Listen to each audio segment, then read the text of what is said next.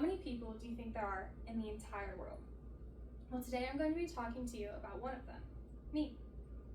There are 3 things that have helped shape me into the person I am today: my parents' divorce, my childhood anxiety, and softball.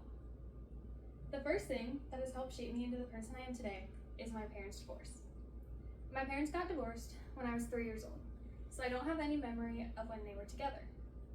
However, them being divorced has made me a more responsible, more independent, and I would say an overall better person.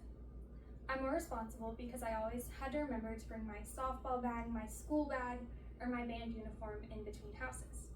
I'm also more independent because the only consistent person in my life was my brother. So I had to learn to rely on myself for a lot of things.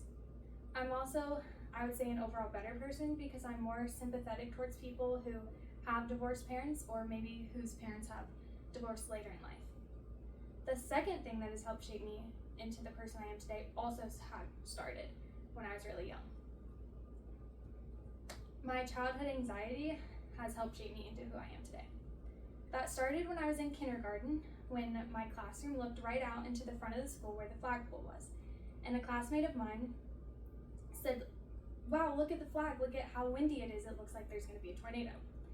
And ever since then, I was terrified that whenever it was windy or whenever it was storming, that meant there was gonna be a tornado.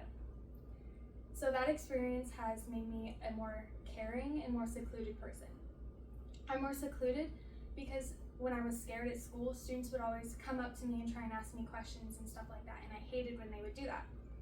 So even to this day, I often keep things to myself. I'm also more caring because I had teachers that would let me listen to music when there was a storm outside or walk with me through the hallways so that I didn't have to look out the windows and see the storm. So because of how caring they were to me, I try to do that for other people as well. There's also something that has and will continue to shape me into the person I am today, and that is my sport. Softball has, and over the next few months, will continue to help change who I am.